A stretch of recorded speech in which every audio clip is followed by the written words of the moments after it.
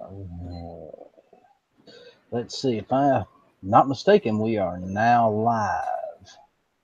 Hello, ladies and gentlemen. Welcome to the Outlaw Hatfield interview. Very special interview today with Matt from NeverEnuffAmmo. How are you, Matt? Pretty good. Doing pretty good. Busy, but good. It's good to stay busy, I guess. Yeah, you got a lot on your plate right now, don't you? Yeah.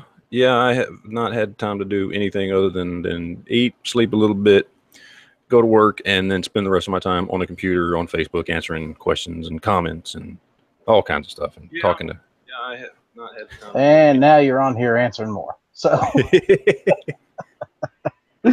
well, it is what it is, man. Yep. Well, there's a big elephant in the room, and we're going to have to get it out of the way real quick. Do it to it. Yeah, this 2A rally of yours, what's going on with it? How's it going? So far, so good. Like I've said in the videos and stuff, the big thing is just getting people in other states. Texas is, I can cover Texas. That's no problem. And then that's going well here in Texas from everything I can tell, just the people I'm talking to. But I'm still looking for people in every state to really just, do the legwork, call and email the pro-gun organizations in your state and call and email and tweet to some of your pro-gun politicians, put the invite out there. That's what I'm doing here. So I'm putting the invite out. Anybody, all the different organizations, politicians, everybody, I'm putting the invite out and say, we'd love to have you come speak, bring your members, put the word out, spread the word, whatever, that kind of thing. So that's kind of what I'm looking for is other people who can, do that on a state level. And then also ultimately, just people to just show up, but you don't have to, not saying everybody has to go out and do a bunch of work. But it would be nice, obviously the more people that are willing to do some work, the better the rallies are going to be. So, but yeah, I've already done one radio show, but it was a local Texas radio show. Tomorrow morning, I'm going to be on the Morning Blaze with Doc Thompson. They're going to have me on there to promote that. And in fact, he even told me in an email, I don't know, we'll see what happens. He's like, if his schedule was clear, he would actually drive down to Austin because they're out of Dallas, and he would actually go to the event. So that's where we're at right now. I'm just I'm spending every spare second I have trying to push this stuff forward. So I am, Have you got any definite confirmations from any other states other than Arkansas? Arkansas, and then Massachusetts. Guns and Gadgets wanted to take point in there. I just talked to him. In fact, just as I shouldn't do this. I shouldn't admit this, but I was on Facebook with him while I was driving home just now. So of course I was doing talk to text, so I wasn't actually typing, but I was speaking to my phone. And then let's see, we've got Firearms Guy is taking care of Michigan. Who else? I'm drawing a blank here right now. I've got too much info in my brain and I can't think at the moment. I do that often, actually, quite often. Yeah. So I don't say something, just comes out all screwy. Yeah, it's just nothing. Yeah. But yeah, the only issue I've been having with getting this thing on board, and I don't know if you care too much about the drama side of this, but the drama side tends to be fun for a lot of people. And I'm definitely making a video about this. I've run into some interesting walls with some of the bigger channels, and Burrs was the other one. As a matter of fact, he's taking care of Maryland. That just popped into my head because Burrs was having some of the same problems I was. In fact, there was even one situation where a pro-gun group, not a group, somebody that does YouTube videos, but it's more than one person that does YouTube videos and does other stuff and podcasts and that kind of thing, actually came right out and said, well, we don't know that this is good for our branding, so we're going to have to decline, as if their branding is more important than gun rights.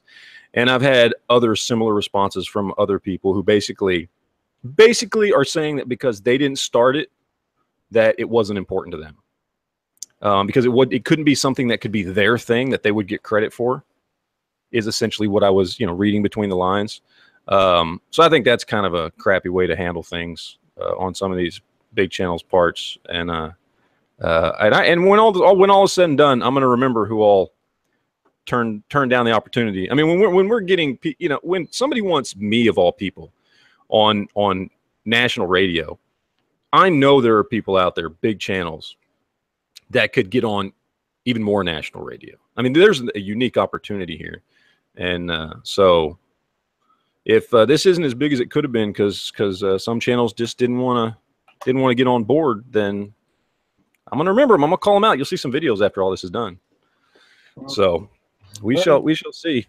Yeah, I'm sure you know the old saying, "The enemy of my enemy is my friend." Well, you know, right now, all of us two-way supporters need to band together. Even if we disagree with each other on 1,000 different topics, we agree with each other on one.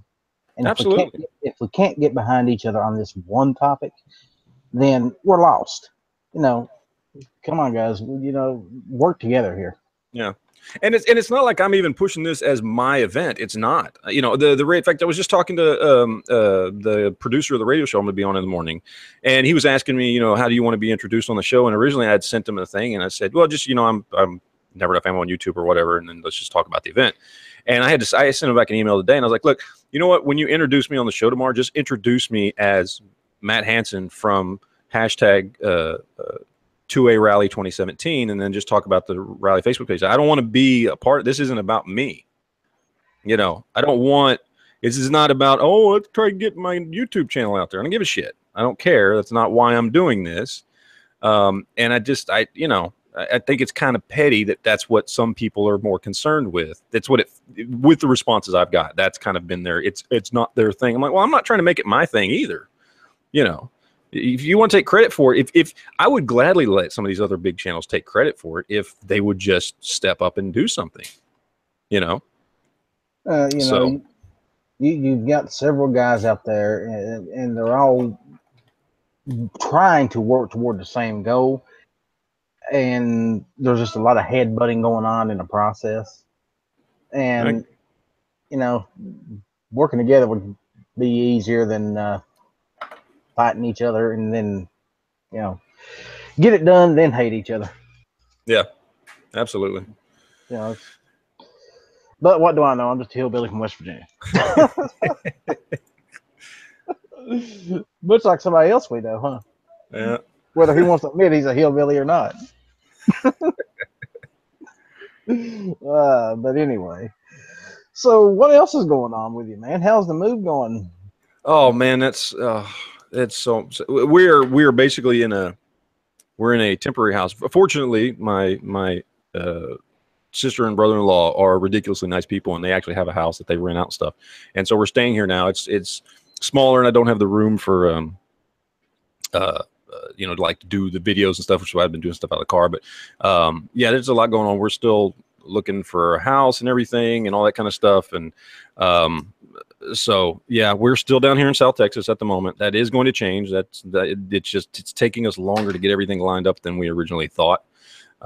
So it's just you know what I mean? Like well, the whole situation sort of popped up and kicked you in the balls the way it came around. So yeah. By the way, did you ever find the 22 holes in your ceiling? Yes, I actually did. Yeah, I did. I did. They're really small. They're on a popcorn ceiling. It's 22. They're really on a popcorn ceiling. They were hard to notice. So I'm sure nobody else has noticed them. Probably never will. The house would be falling apart. Nobody noticed that small as they are. Yeah. So when is the move coming? When is it? Well, I mean, basically all we are waiting on right now is, for the most part, my wife is looking for a job, basically. But she's the one, because of the, you know, my job, you know, I can move around a little bit more. I get a little more freedom, which is, you know, why I can do YouTube. And so I can transfer and that kind of thing. So she's you know, she's in the medical field, so she's looking for something that we're waiting for her to find something that fits for her that she wants to do. And as soon as that happens, we're just gonna go ahead and take off. You know, we've been looking at a few different houses here and there that we like, but you know, I'm not going up there without having the income thing taken care of, you know. Yeah, it'd be nice if like some people seem to think that we make buku bucks off of YouTube. It'd be nice if that was real and then I could just move. That would be awesome. But the fact of the matter is that you gotta have a job. So Oh yeah, you're not going to get rich making videos. That's a rarity at best. Um, so you plan on doing any fishing, hunting, whatever it is you do when you get there? Well, yeah, absolutely. We'll see. We'll see about. I'm gonna check the area and all that kind of stuff and see what all there is to do and when's the best time to go out and all that kind of stuff. But yeah, absolutely. Well, That's you probably have some good potato-fed deer up there. Why Idaho, man? Of all places, why Idaho? Oh, well, let's see. Okay, so that's right. You weren't you. Damn it. Okay, never mind. Okay, we're talking about two different things here. Oh, all right. No. It's completely. That's the thing. You've just said that because you've been busy with everything about listening to the podcast and stuff. So no, the Idaho thing did change. It Oh, did change. We actually 2 weeks ago we took 5 days off. We were going to drive up to Idaho and go and do all the stuff we were going to do. And I had some job interviews lined up. We are going to look at some houses and that kind of stuff. And we made it as far as Wichita, Kansas, and drove 17 hours straight from Brownsville, Texas, got all the way to Wichita, Kansas on the first day. That was on a Friday. The next day, woke up in the morning. We were going to keep moving on. We were just going to push through, probably going to see if we could make it all the way to Utah at least the next day, maybe even make it the whole rest of the way. Who knows if we could push through. And I was going to stop and say hi to Travis for a little while and that kind of thing. And that morning, my wife, she got up and we got dressed, and she just at one point she just looked at me and said, "I can't leave Texas." And I said, "Excuse me," because you understand the Idaho thing was her idea. It was her idea. I was all for just moving up to North Texas or whatever because she wanted to get out of this part of Texas. She's tired of it, tired of the heat and all that kind of stuff. And so we sat there and had a long, drawn-out conversation where she basically decided she would rather just do my original idea and move to North Texas. So, yeah. home sweet home, huh? Yeah, her dream. No, don't get me wrong. Don't get me wrong. I love the mountains. I used to live in Colorado. It's beautiful. I love the snow, and I would have been very happy there. Would have been very happy there. I was very excited to go up there. I will say that leaving Texas would have been a little weird, and it wasn't. I can't sit here and say I'm just heartbroken that we're only moving to North Texas and not Idaho because I love Texas. Genuinely, I do, but it was a bit of a shock, and I can sympathize with her because it really, moving away from the place you've been all your life is Yeah, when it can be a strain. at 40 years old, when it's like, you know what, let's just pick up and move the entire family across the country.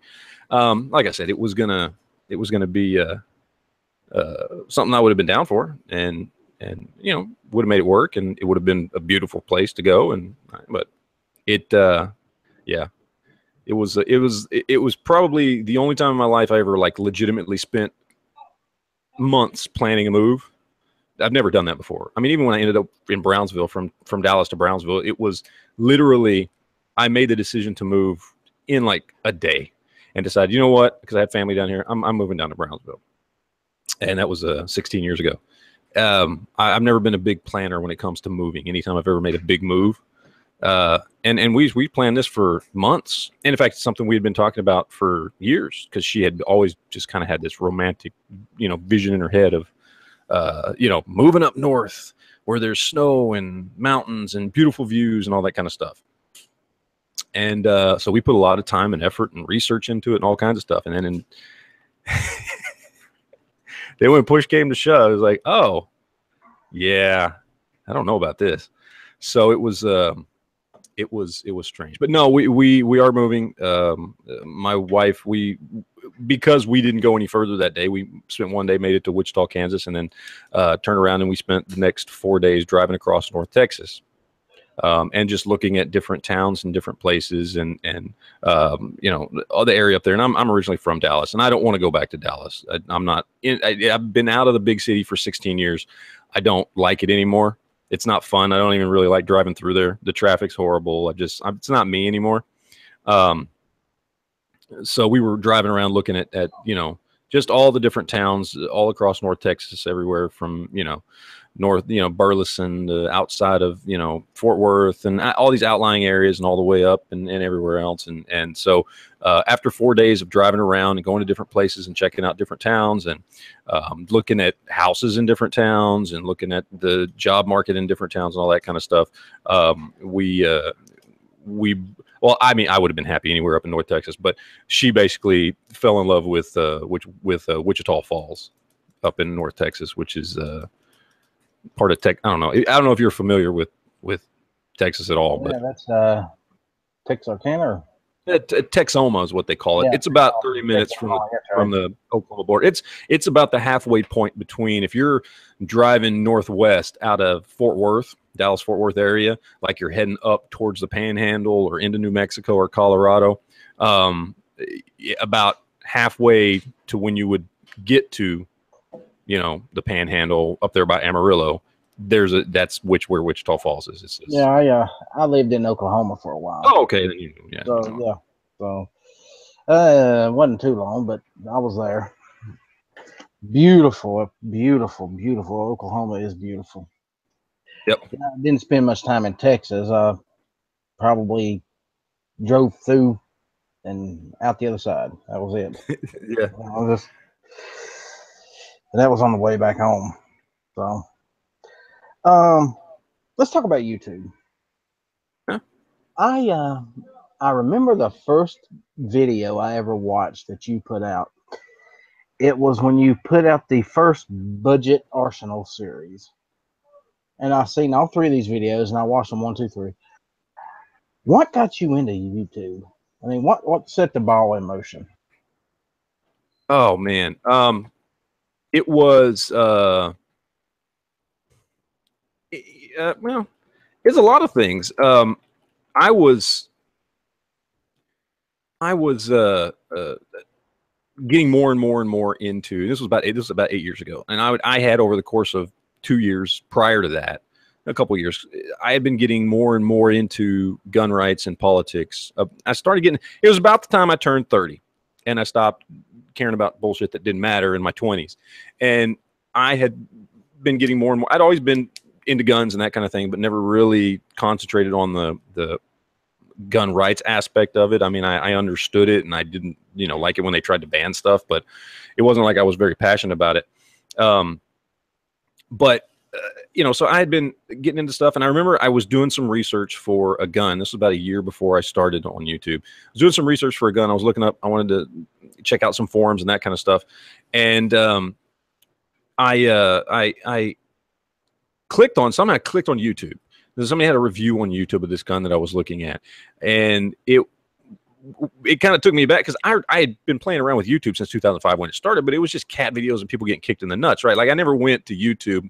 I never knew people put productive stuff on YouTube. It had never occurred to me to even check YouTube for anything other than occasionally you would go there and look at the front page back then, and they'd have all the funny videos, anything that had gone viral, whether it was chocolate rain or whatever the hell it was, right? You know, and it just never occurred to me. So when that popped up in a search, I was like, oh, this is pretty cool. And then that led me down a rabbit hole of all these other gun videos and all these other people. And I saw people were actually having real conversations. And again, this falls right in line with, you know, it's been about 2 years now that I started to care about, you know, politics and gun rights much more. And I saw people talking about these types of things. And also just putting out really good information on firearms. And so I spent the better part of a year just, you know, watching more and more and more. And I'm not really the type of person, especially down here where I live, you know, with the kids and everything and with work. You know, it just wasn't a situation where I'm out and hanging out with a bunch of people all the time. You know, you know, me and my wife, we stick to ourselves for the most part. You know, we've got a couple friends here and there, but we don't go out and do a lot. And then again, the friends we do have most of the time, they don't want to sit there and have conversations about politics or how a gun works or anything. You know what I mean? It's just not. So I didn't have an outlet. I didn't have people to talk to. So I you know, would occasionally leave comments or whatever. It took me a while just to figure out you could subscribe to somebody, you know, and you know, after about a year, I was like, man, you know what? This is really cool. I want to do this. I want to be able to put out a video and have people like talk to me about whatever it is that we're talking about in the video. And it was an outlet for me up front to just start, you know, being able to talk to people that had the same thing in common as me. And then I remember it was about, I don't remember, you know, about 6 months in, somebody said, somebody told me, well, do you have ads on your page? And I was like, I don't know. What do you mean? They're like, oh, well, you should become a YouTube partner, and they put ads on your page, and you can make a little money, maybe buy yourself some ammo or something from it. And I was like, okay, whatever. And I applied, and then I don't know, 2 months later, they sent me an email and said, okay, you're approved for ads, or for, at the time, partnership. I think partnership's back now. It was gone for a long time because they basically let just everybody have ads.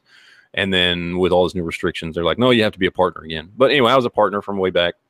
And, you know, and then it just, you know, that helped build the channel because I was taking anything I got out of that to you know, buy a new camera or whatever. And I just kind of slowly just built it up into what it became. And it just, but it's always still to this day, it's the same thing. It's why I love doing the podcast.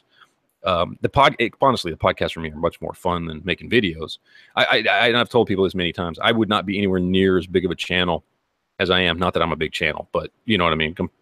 I would not be at the stage I'm at, which is the you know, I mean, I don't even have 100,000 subscribers, but I wouldn't even be here if podcasting, if doing this stuff had been available to me when it started. I would have just done this all the time. You know, I would have never even started making videos because this is great. I love this. Just getting to talk back and forth. That's the whole reason I got into YouTube. You know, and this is a whole lot easier than, you know, making a video, then posting it up, then going through all the comments and answering each comment individually.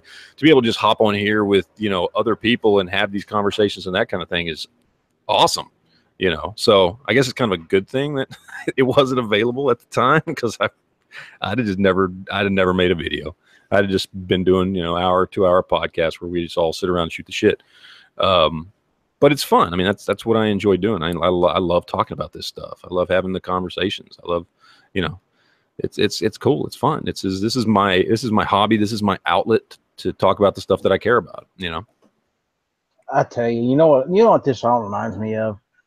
I don't know if you were on the internet, you know, back in early 2000, 2001, back when Yahoo chat was really huge. And they would have these live chats in these rooms, and we would be on there to 3, 4 o'clock in the morning just talking about this, that, and the other. And that's, you know, like gun channels. That's what it reminds me of. And I didn't realize how much I actually missed that until I started doing it again. Yeah, it's a, you know, I never was big into the forum thing. The forums, like, really, unless I was doing research on guns or anything like that. Yeah, chats and forums. I you know, I never joined any forums. I would almost never leave a comment or anything like that in any of them. Of course, this was back in the day when you could sometimes leave comments as a guest or whatever. Now nobody does that anymore on any forum. But and you know, it was just never. It just seemed like way too much work to have a conversation with somebody. And that's kind of partly why I mean, seriously, I'm gonna type out a conversation with somebody. I was like, God, that seems like it takes forever. It's the reason why I'm. Same thing about texting when that. Exactly. Thank you, because I still feel the same way about texting. I hate texting. The only thing saving grace for me for texting is talk to text. I got that little button I can put on my phone, and I can just hit it, and I can just talk to the thing, and then it sends my text message, and I don't have to actually sit there and type. Because seriously, typing. Why am I? You can call me. It's a lot easier, and it's faster. You know what I mean? Like you can have a whole 20 paragraph conversation in the time it takes you to type out one paragraph in the text. Like it's so much more efficient to just you're literally using the device that is used to make a phone call. You know, it's like we've gone back to just basically, you know, telegraph. Like that's what we've gone back to. I'm going to send a telegraph. Well, that's why we created the phone. Come on. I'm not a fan of texting. Unfortunately, you have to do it because that's everybody just sends text now. Nobody answers the phone, which I find incredibly annoying. You have a phone in your pocket and you never answer it. What is wrong with you? You know. So anyway, that's just a little pet peeve of mine. But Yeah, and I never got into the forums because it just seemed like way too much work to have a conversation with somebody. And that's why when YouTube came around, it's like, well, I could just make a 5-minute video saying everything I want to say.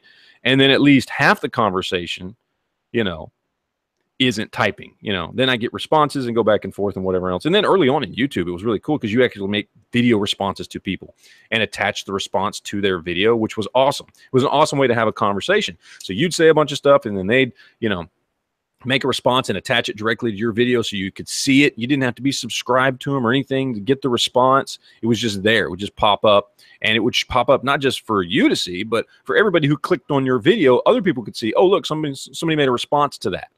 And it was really cool, and I was really pissed off when YouTube did away with that a few years ago because it was a really cool feature, and it really added to the community feel of YouTube, you know.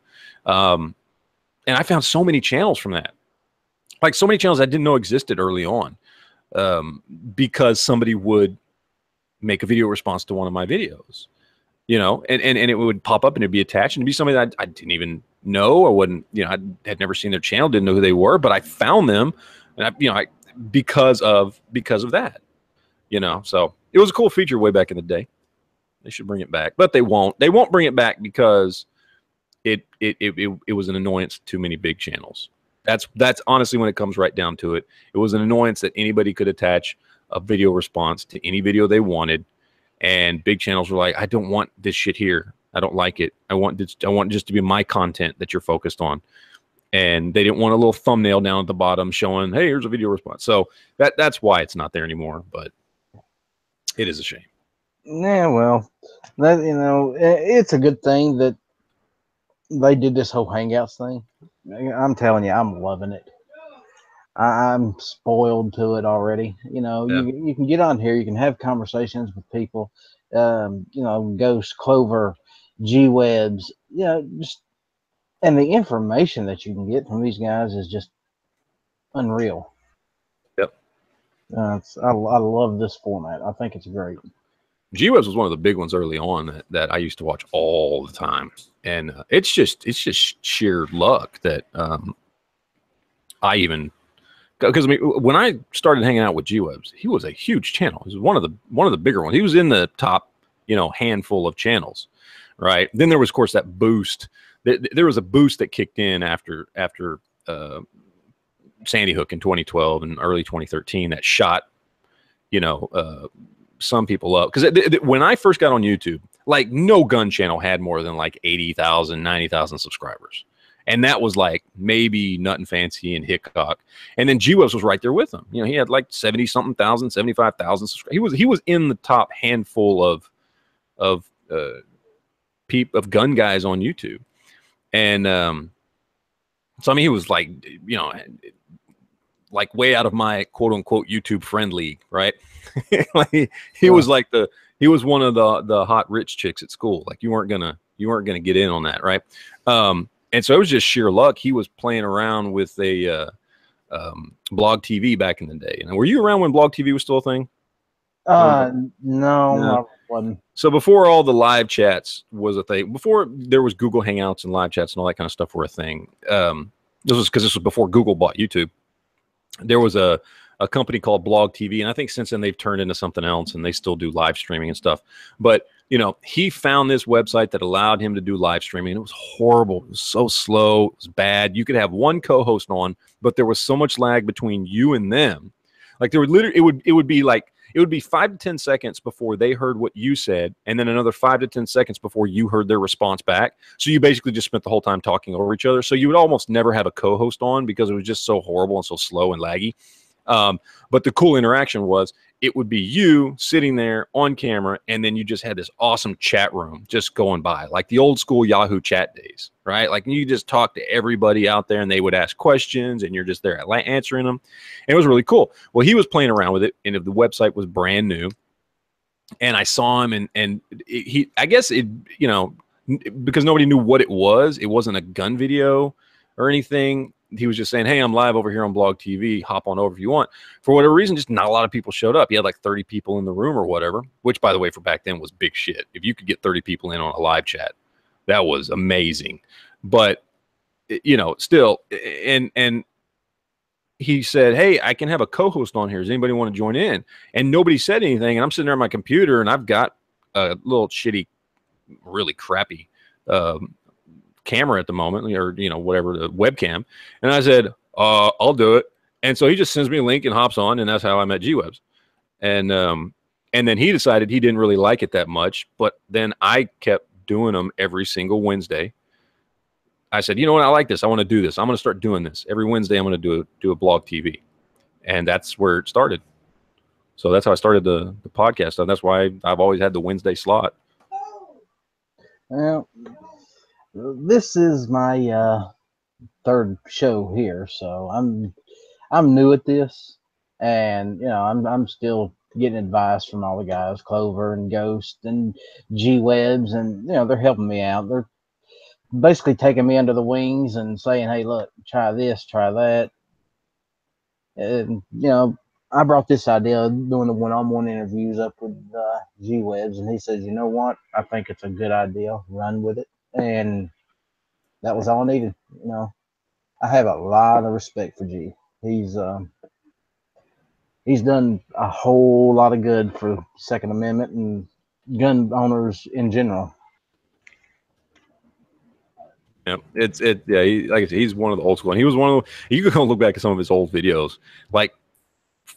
it's like, it literally is from like 2005, 2006, when YouTube was brand new. Like, that's how long G's been on YouTube for a long time. But yeah, a lot of good information there. He's got a decade of just good info out there, So it's cool, man. I like having, going back to watch the old videos, like the old Ninja Glock videos back in the day, and some of that crazy stuff he would do back then. But yeah, I mean, I used to watch all the old school guys. I watch Nut and Fancy all the time. I mean, he's a douchebag, but I'd watch his 45-minute fucking videos about a gun in a 3-part series, 3 45-minute videos about a gun. I used to do that shit. I legitimately, I was a big fan of Nut and Fancy for when I first got on YouTube, and then he pulled that douchebag move, and then I was like, all right, I'm done with this dude. But the first gun channel that I ever remember coming across, it was either Hickok or Yankee, and I can't remember which one I found first, but I found the one right after the other, and after that, I was hooked. I didn't even know there was such thing as gun channels on YouTube at that point. And I was like, well, looky here. Yeah. So, and then, I just kept going, and, I found you, and then I found, and by the way, that video series you did about the budget arsenals, those are great, dude. Those are fucking awesome. I have rewatched those, I guess, 10 times. Just great information you're putting out there. Let's take a minute and see what's going on YouTube here. Who's on out there? We got Midnight Range. We got Travis Great. We've got Ghost Tactical. Who else is out there? Alan B Pro. Rich White, the 1%er. How you doing, Rich? We're not doing too bad over here, are we?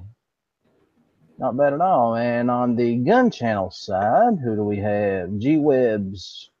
Ghost is in the house over here. Pants, Moon Food, Robbie, Cycle Camp, and Raphael.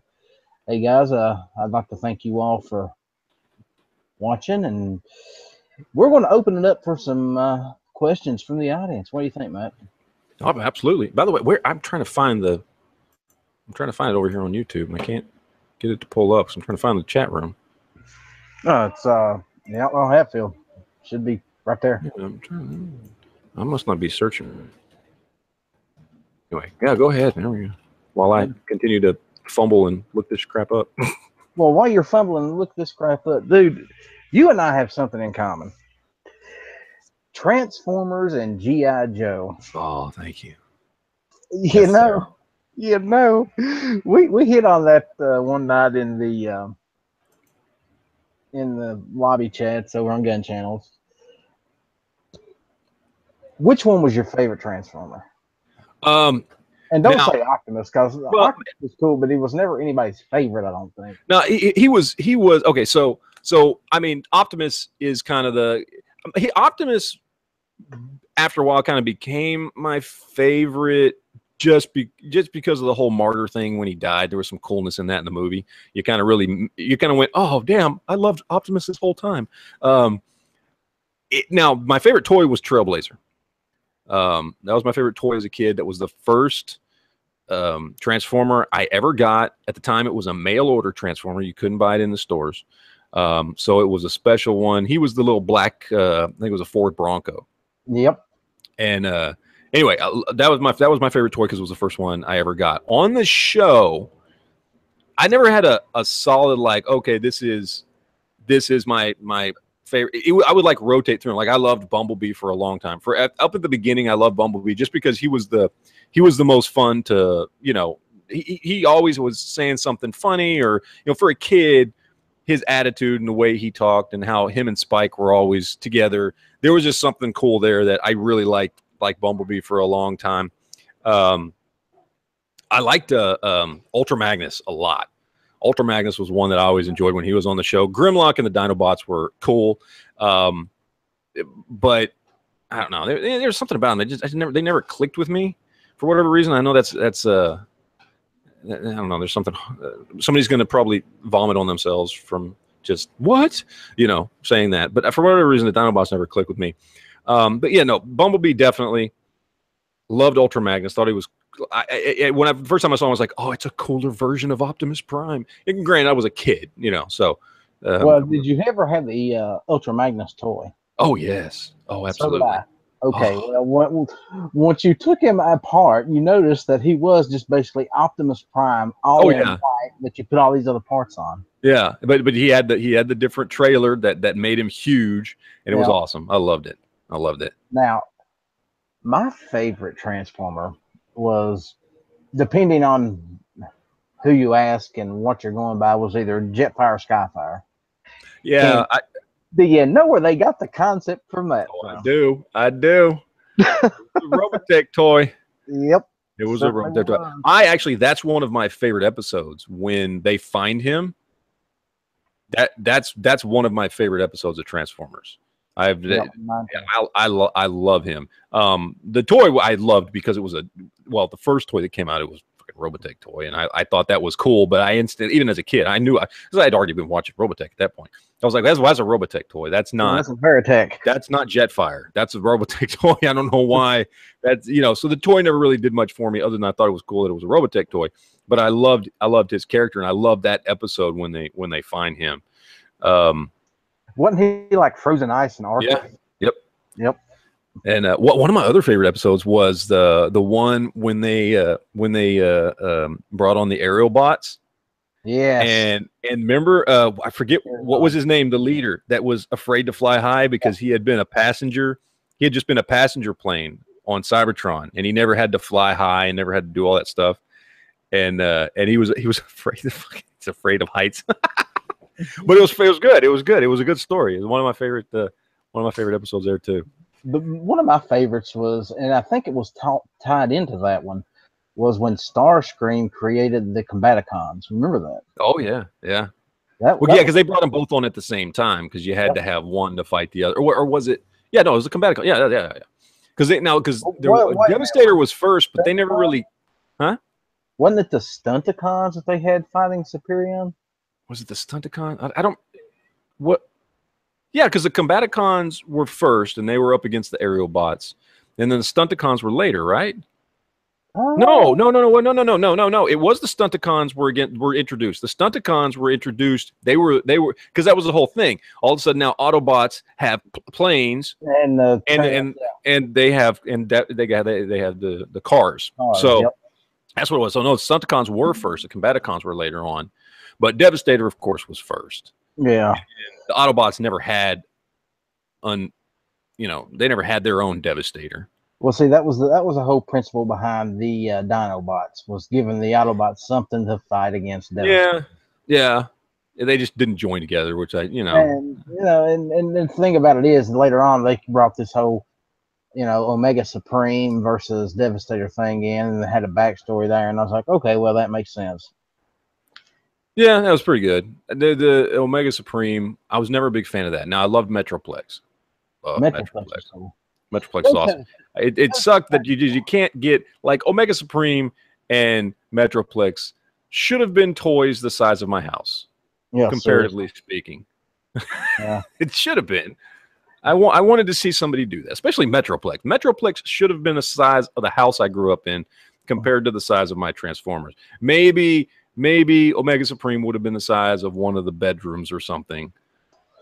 But Yeah. Metro, obviously they were never going to do that. I understand. It sucks, but I understand. Now they'd have to make miniature versions of all the others to actually get the size comparison correct. Yeah. Yeah. Yeah. But All the rest of them be the size of those little green on man. there you go. Yeah. Yeah, no, Ghost I Factory love got a Transformers. question for you. What was I'm this? wondering what got NEA into guns and what was the first gun he bought? That's a good question. Well, I mean, I grew up in Texas. Everybody I knew had guns. It was just kind of a thing. You know what I mean? Like, I grew up with a single mom, so it's not like she ever took me out hunting or anything. But I had friends, and we'd go out with them and their uncles and their dads, and we'd go just shoot shit.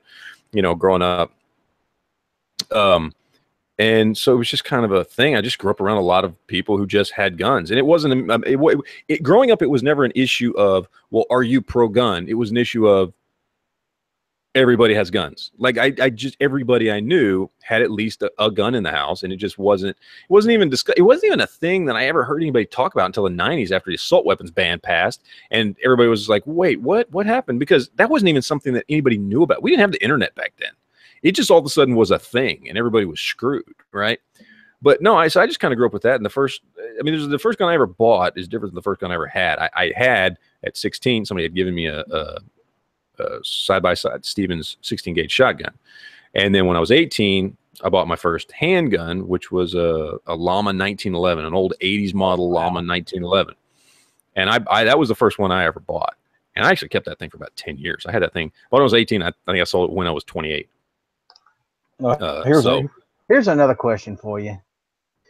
Well, actually, this one's for me. Clover, you could disassemble a GI Joe with one screw. Did you ever mix the match arms and legs and heads? No, I didn't mix and match them. I could not see Snake Eyes with Duke's head. Come on, that'd just be terrible. Now I would do that with the He-Man.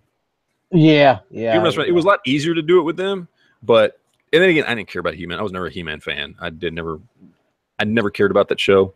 The toys were cool, but I never cared about the show. Do you remember Moss Man from the Masters of the Universe thing? Oh, hell yeah. Well, okay, yeah. he was identical in every way to what's the other one guy, Beastman? Yeah, Beastman, yeah. No, it's just the exact same mold. They just did the whole green furry crap on the outside. Yeah. Yep. And then there was Buzz Off, Ram Man. Yep. God, I'm feeling old here. Man at Arms. Yeah, Man at Arms, Tila. Yeah. Evelyn. Which I think wasn't Tila and Evelyn the same too? Just like painted different, or am I thinking of something? I might be thinking of something else. I think they might have been. No, they weren't, because they had different heads and stuff. No, it was different. It was different. Never mind. But yeah, I never liked He-Man. It just was not a show that I got into at all for whatever reason. I don't know. But the toys were cool, so there you go. Yeah, the toys were. Well, see, there was a lot of cool toys out at the time that had stupid cartoons that I just could not get into, like Mask. Yeah. I thought Mask toys was cool. Oh, Mask toys were awesome. Yeah, I thought Mask toys were awesome. Looking back on them, what makes an IROC Z fly? I'll just pop the doors up. Yep. Like it's exactly. Kind of stupid, but but at the time I thought those things were the coolest damn things around. Like, oh, look, it changes, and the diesel turns into a boat, and a gas station sign turns around, and it's got a cannon on it. Yeah, I mean, they were cool little toys. Looking back on them, I'm like, man, better toys than that. Well, you was talking about earlier the size comparisons for like Metroplex and all these big Transformers. Do you remember the USS Flag toy from GI Joe? Yes, I do. How massive that thing was. Yes, and you had to assemble it like on your floor, and you couldn't move it because it would come apart if you tried to. So you had to find a place. I never owned one, but I had a friend that did, and he had a corner of his room. That's where it just stayed. Like it was just there. It was a piece of furniture in the room, and it was huge. Yeah, you could set Skull Mountain inside this thing. Yep. That's how big it was. I mean, it was humongous. Yep, I remember. You could put what, 2 or 3 of the jets on there. Oh yeah, it was huge. It was easily. I'm speculating here. It was easily like 4 to 5 feet long and 1.5 feet wide, give or take. Like it was big. It was a piece of furniture in your room. So, what was your favorite toy out of all of them? Star Wars. Well, you know what? The X-Wing, man, the X-Wing. Star Wars. At first, it was Star Wars, and then later on, the 2 big ones that stand out the most, going from early '80s to late '80s. And I love Transformers and all that stuff, but started out with Star Wars because I had all the. I had Millennium Falcon and the X-Wings and the troop transports and the AT-ATs and the ATSTs and the TIE fighters. I had all that shit, man. I could have fucking for days, you know. But then later on in the later '80s, it was Ninja Turtles. Like I was obsessed with fucking Ninja Turtles. Just, Ninja Turtles were the ones where I was actually old enough to get a little more creative with my stuff. So I like at one point, and I would bust this thing out on the weekends. So I was 10 years old when Ninja Turtles came out. I had built out of just everything I could get my hands on. I had built an entire, this is before they even released their shitty little sewer set. I built an entire sewer base for them out of cardboard boxes. I used, remember back in the day, they had the puffed Cheetos used to come in those big like round tins that were like Pringles tins, but like much bigger. Well, they were the perfect size for the Ninja Turtle toys to be sewer pipes. And I had like, give me cardboard and duct tape and some scissors. Dude, I had a thing. I would have to take it apart and keep it in my closet, and then I'd bring it out on the weekends, and my friend would come over, and we'd lay this sumbitch out all across my entire room. And it was this entire set that I had made out of cardboard and shit for like this entire it had a garage, it had a media room, I had cannons everywhere, I had tanks that I had built, everything for all these Ninja Turtle toys. I had a place where you could park the turtle van. Just everything. And it had a whole upper street too. I had power lines coming up that I had made out of like pencils and shit, you know, so it had a street level and it had the underground level. It was, it was very intricate. So I had a lot of fun with those too as a kid. Yeah. Midnight was asking us, do we remember when those rubber bands inside the G.I. Joe legs would break? Yep. That sucked. Yes, that was a pain in the ass. Because then you basically, I would just throw them away at that point. I'm like, damn it. Yeah, now, in retrospect, I wish I hadn't, but. You know what I did with them when they did that? I would take them outside, find the fence post, and grab the pellet gun. There you go. They became targets. Yeah. And don't tell my sister, but several of her Barbies. Well, that's what you had to do. Yeah, because it was even worse than when like it was one thing. Like what sucked. I absolutely hate it because I love Star Wars so much. I hated it when the legs got loose on your Star Wars figures, and they wouldn't stand up anymore, right? But at least it was still all together, man. That rubber band pops on a G.I. Joe, and oh well, that one's done. So Midnight, just no. Are you reading this? Yep, I saw that.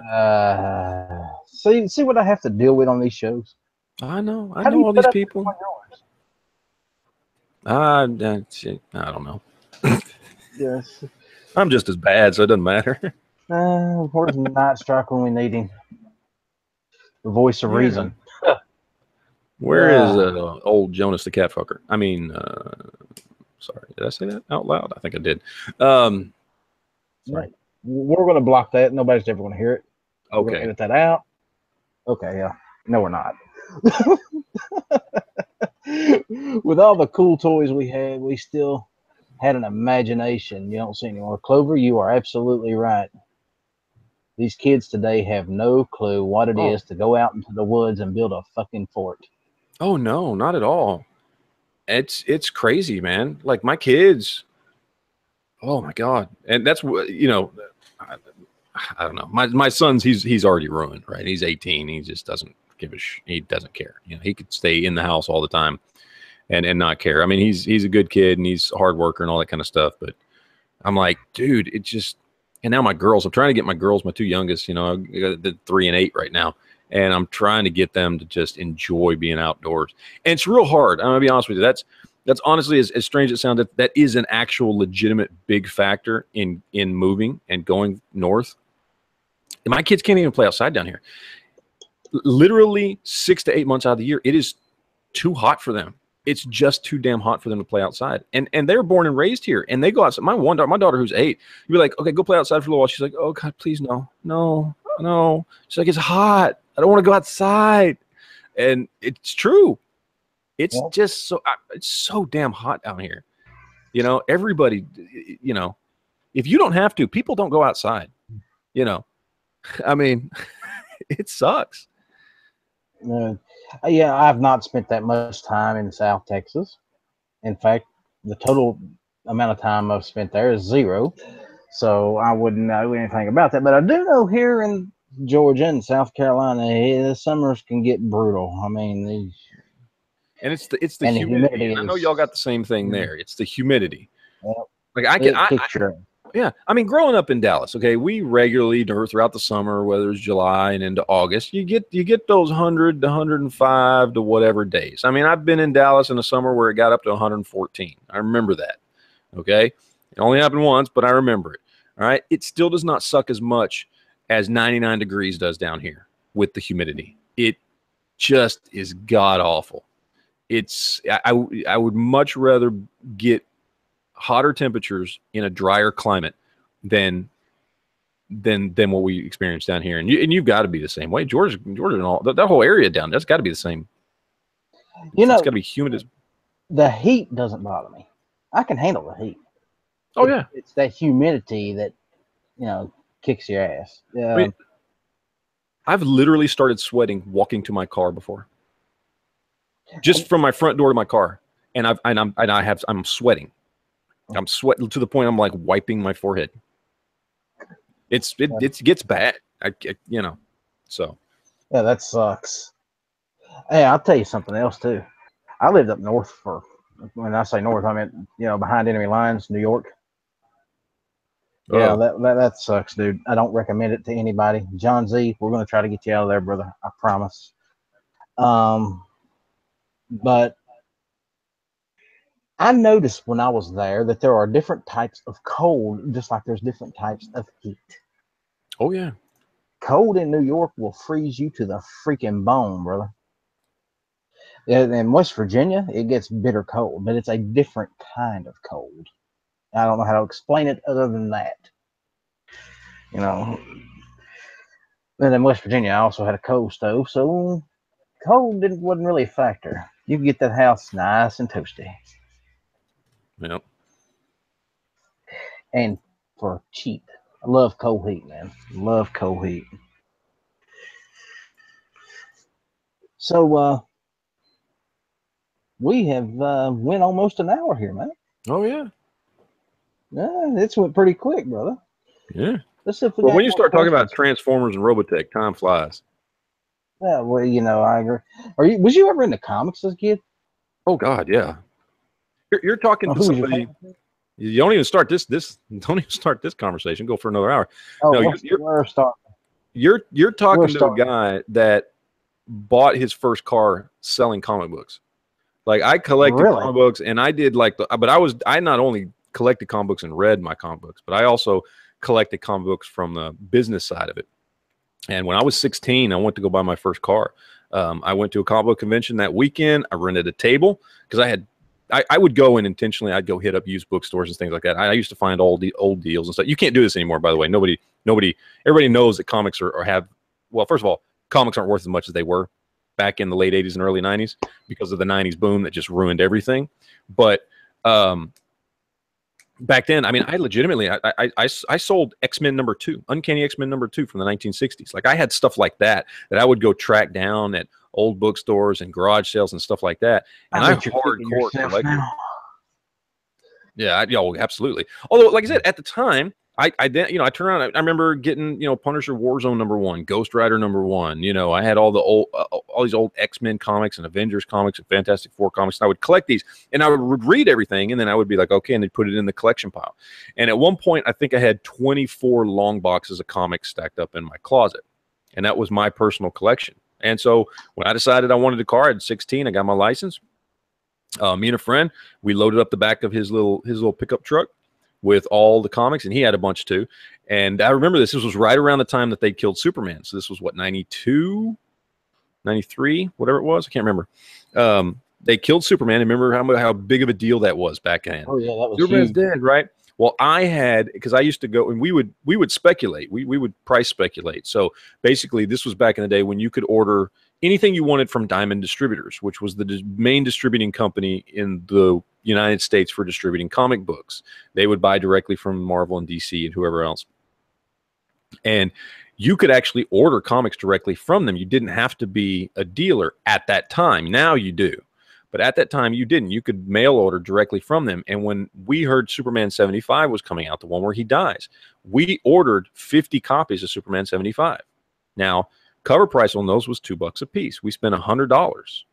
That $100 turned into ass tons of money. We sold them for $50 a piece.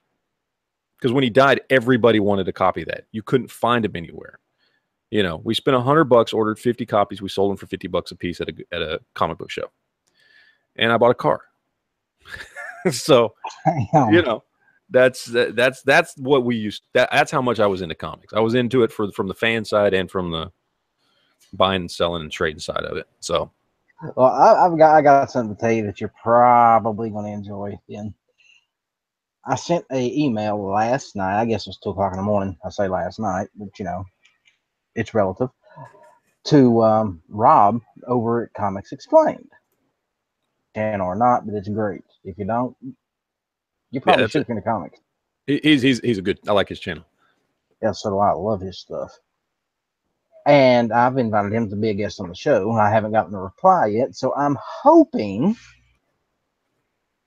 that I'll have him on here in the near future. So that would be freaking awesome because he's amazing.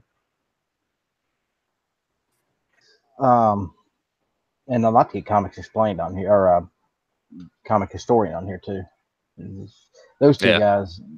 I think it sucked. I was getting a lot of info from them, and then they kind of got cut back. Remember, they kind of got in trouble, and they couldn't put as many because they were like basically putting the comic on there, you know, and they kind of got busted a little bit, and they had to kind of cut back because they were basically showing you every panel from a comic book and explaining what was happening. And they were cutting out the wording, but they were then explaining it. They were, you know, it wasn't verbatim, but they were telling you what was going on and how the story was going and all that kind of stuff. And it was just too close. So Marvel and DC came down on them. It's like, you're basically just giving everybody our comics for free.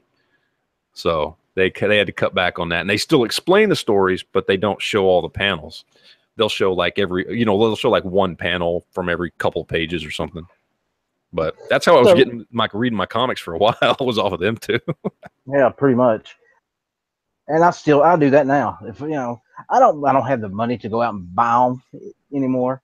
Yeah. So I just watch them. And I don't either. But you know what I did is I went and got, because I realized I don't need, and I probably shouldn't have done this because I barely have time to, you know, breathe right now. But if you want to read comics and you don't have a lot of money to spend, for $59.99 a year, you can get Marvel Unlimited, and it's basically $60 a year. Okay, so $5 a month, and it's just thousands and thousands and thousands of comics. And basically they put comics on there once they're 6 months old, so you'll be 6 months behind on everything. But if you like reading Marvel comics, once something's 6 months old, it shows up there. So that ain't a bad deal, dude. I know it used to cost more money, and that's why I never did it. And they dropped the price down to $59.99. I was like, okay, I'm gonna treat myself a little bit, so that way if I ever want to read a comic, I can just hop on there and do it. But well, if you're into comics, I got to ask you the question. You know what's coming because it's the great debate in comics. Marvel, DC or Marvel? Marvel, hands down, Marvel. I've always adored Marvel. It Yeah. seems to me like Marvel characters are more grounded. They are. You They feel more could real. really get into them. Yeah, they honestly do. Feel more like people that you would know. And don't get me wrong, first comic I ever read, and who will always be at least in my top 2 superheroes of all time, is Superman, because my mother was a comic book geek, right? Like that, I grew up with that. And so growing up, she had this big chest full of all these old comics from the 1960s, all these old Superman and Superman's girlfriend Lois Lane and Superman's pal Jimmy Olsen and Adventures of Superman and all this. So I grew up just binge reading 60s Superman. And that's what got me into comics. So Superman's always going to be one of my favorites. But just as general, like I prefer Marvel's universe than over DC's. I think it's just a better put together universe. And in general, I like their characters better. Have you been keeping up with the new stuff that DC's putting out now, though? No, It's getting pretty dark over there. No, I don't pay much attention to that stuff now. I mean, I watch the movies. I watch the TV shows. I like the TV shows on the CW.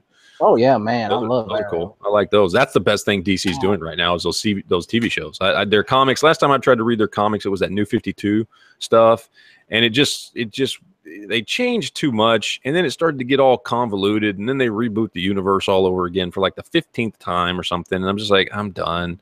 So I just wasn't. I wasn't thrilled with it, and then the movies are hit or miss at best. Tuesday o'clock. Huh? Tuesday, it's 9 o'clock. Hit or miss. Yep, hit or miss. If you're going to say it, hit or miss Tuesday nights 9 o'clock. Hit or miss Tuesday nights 9 o'clock. Hit or miss Tuesday nights 9 o'clock. Yeah, we got to get it out there. Yeah, got to spread. By the way, he now owes both $20. Yes, absolutely. $20 each, not $20 to share. Yeah. Yes. But I mean, it's I like the CW shows. The movies are, I mean, like Wonder Woman was awesome. Wonder Woman was a great movie. Wonder Woman was a freaking good movie. Dude. Yeah, that was a really good movie. Batman v Superman, the extended version, the version that we didn't all get to see at the movie theater, is actually not bad. It's not great, but it's definitely still has its plot issues, and I hate fucking Lex Luthor. It's just that dude should not have been. You chose the wrong dude. Yeah, absolutely, they did. When you think of Lex Luger, you hear me? Now there you go, Lex Luger. Lex Luger sounds like a wrestler. He was a wrestler. Oh, there you go. That's probably why. Yeah. Hey, look, you're from Texas, dude. You're supposed to be all into pro wrestling. I am so not though. Like I was never into wrestling. The closest I ever got to liking wrestling was watching like the Hulk Hogan cartoon in the 80s and stuff. And then I loved the Muscle Men action figure. Remember the little pink Muscle Men from the 80s? The little rubbery, spongy action figures? I loved the hell out of those things. That's the closest I ever got to liking wrestling. Hulk Hogan's Rockin' Wrestling. Yeah. Yes, I remember that. Oh, yeah, absolutely, man. I love that show. But anyway, yeah, he was a horrible Lex Luthor. It really was. I didn't like him. When you think of Lex, you think of a guy that's, almost as tall and well-built, ball-headed, evil, smirking individual, and this guy just did not have any. No, I mean, that's the thing, because I read all the 60s Lex Luthor stuff, right? Like or 60s Superman stuff, where Lex Luthor, before Crisis on Infinite Earths in the 80s, Lex Luthor was basically just like the crazy mad scientist. That's mostly what he was for, the first 30 years he was 30 or 40 years, he was a bad guy. And then they redefined him in the 80s and made him like this rich, smart billionaire who was still a very smart guy, scientist, still was a genius. But he was suave and debonair and rich and good looking. And, he was bald, but nobody gave a shit, Gene Hackmanish. Yeah. He did a good job with Lex. And that redesign worked, right? Like it worked. It then became the quintessential Lex Luthor. People then preferred that over the old Luthor that was just kind of a crazy mad scientist that hated Superman for making him bald, right? There was some teeth there. There was more backstory into why he didn't like Superman. He didn't trust Superman. He thought Superman, he was an alien. He was always, there was so much more to his backstory and to who he is, what he was as a character, that, you know, this guy that played him in the movie just did not. No, that's not hashtag not my Lex Luthor. I agree. So now I will say, I am one of the, at least, well, there's a lot of us out there, but in the circles we swim in, I'm in a minority, but I love Man of Steel. I think Man of Steel's best damn Superman movie ever. I never liked the original Superman. Man of Steel was good. Yeah, I loved it. I loved it. But then again, I also felt Spawn was good, and most people hated it. I love Spawn. Spawn was amazing. The problem is Spawn was ahead of its time as a comic book movie. Spawn was ahead of its time. You go back and watch that movie. That movie holds up to this day. Oh yeah, I love it. That movie is a great movie. They got the perfect guy to play the character. When that movie came out, I had just come on. I mean, I was still reading Spawn at the time that movie came out, and I was like, well, okay, yeah, this is it. I mean, they got people. Martin Sheen playing that he played. He looked exactly like the guy. You know, they changed up a little bit with what's his face playing Terry, but you know, as opposed to the comics, in the comics the guy was black. He wasn't white, but whatever. You know, it worked. Shit, who cares? The special effects, especially for the 90s, were amazing. And still, you watch it today, and the special effects are not obvious, you know. Cape, and they did some great stuff. How that cape flowed? Yeah, it was awesome. I love that movie. That was a great movie. It was a good movie, you know. And the thing about it is, it had great actors, great acting for what it was. Yeah, and I liked it, man. And I also like this is another one I get shit for a lot, is League of Extraordinary Gentlemen. Everybody talks about I will watch that movie every time it's on, and I don't know why people hate it. I think people hate it because Sean Connery said he hated it, and that's the last thing he did, you know, because that's the movie that made him stop acting. And he said he hated it, he had a horrible experience on it, and he thought the movie was stupid. But you got to remember, you're also talking to the guy that turned down playing Gandalf because, well, I just don't understand it. I don't understand the character. Like, that's why Sean Connery was offered point blank, here you go. Don't no audition, no nothing. Will you play Gandalf? No, I don't understand the material. I don't get the character. Well, see, here's the thing, though. Sean Connery has made some very bad movies over his career.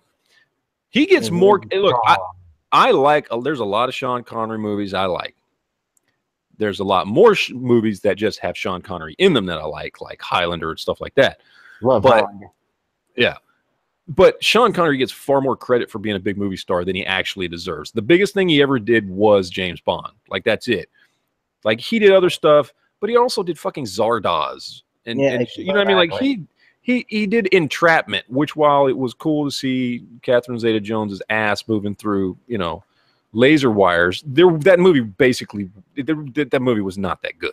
Okay, like, you only went to go watch that movie to see her do that, and that's what they put in the trailers, so everybody would go watch that damn movie. Like, he did stuff like that. And The Rock. So it's not like he gets far more credit than he deserves as this great actor. He was okay, and he did some really cool stuff. Did amazing as James Bond, and he's done some amazing stuff outside of that. But let's be honest, you know. I mean, he's not. I don't know. You know, I don't know. I think he's probably more iconic than a great actor, you know, or because he is iconic, pretty much just because of James Bond. But he is iconic. You know why he's iconic? That voice. Yeah, that too. That bad voice. Yeah. It used to piss me off when I was in my 20s and hear a girl that I was dating or talking to say I would sleep with Sean Connery. It's like, what the hell? He's old enough to be your great grandfather.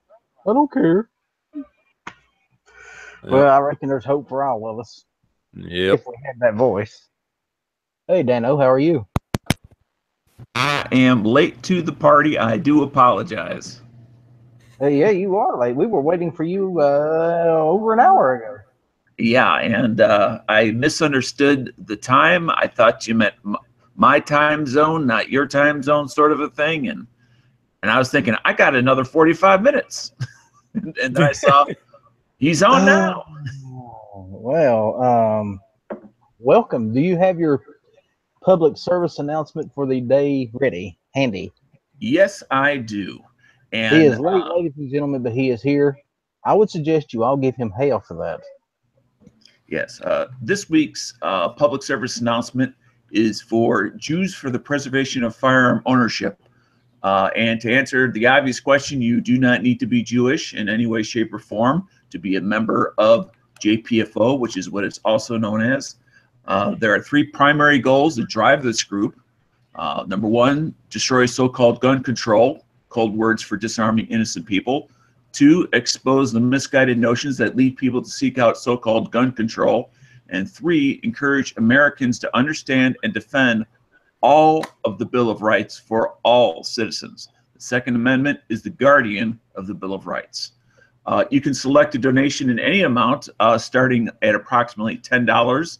JPFO appreciates all and any contributions, essentially towards helping and educate and maintain a continued and aggressive fight. If you're interested in that particular organization, simply check out jpfo.org. And that is this week's PSA for Ellis. Remind me to buy you a watch set for the East Coast. Set at East Coast time? Yeah, that is a good one. And just a reminder, last week we covered, which one was it? The first week we did Gun Owners of America. Second week we did. We went over it again last week. Yeah. Yep. So. Now you do. All right. You have to do this again come Thursday, right? Oh man. Well, at least I still got it written out. That's okay. I can come up with plenty more. G-Webs is going to be on here Thursday, and you don't want to upset the boss. It was this double header that I was unprepared for. I gave Thursday. I gave you plenty of warning. I know, but you got to catch these guys, especially these big dogs, when you can. Yeah, I know. Especially when they can't figure out where they're going to live. I mean, they're on the road, the poor guy. Well, he knows where he's going to live. He just don't know when he's going to live there. Okay. All right. Thank you very much. Okay, Dano. Thank you, buddy. Normally, Matt, we start off the show with a public service announcement, but the guy wasn't here on time. And what are you going to do? It's hard to find good help these days. You know what I'm saying? I know. But let's be honest, Daniel's pretty good. We can give him this one time. He's usually pretty damn good. He's been on point for a very long time, pushing the pro-gun message of the day. Yes. You know what? He's one of those guys that I have a lot of respect for. And you know what? We've been going for about an hour and 13 minutes, so I think I'm going to call this thing to an end. We've rolled the ball as far as we're going to roll it tonight. So, Matt, I would like to say thank you for being on, my friend. Oh, no problem. Hope to have you on again sometime. Hell yeah. You got to hop on mine chat, too. Yeah. Hey. Anytime you want, man. You send me the invite, brother. If I'm not working, I will be there. That is a promise. Cool. So, ladies and gentlemen, I would like to thank you all for coming and listening to us jab for an hour and 14 minutes of your life that you'll never get back. And if you liked it, be sure to subscribe, and again, Thursday, I'm going to be doing a show with G-Webs. And hopefully it's going to be a real good show. Check out gunchannels.com, ladies and gentlemen. For any information you want on firearms, guns, it's right there.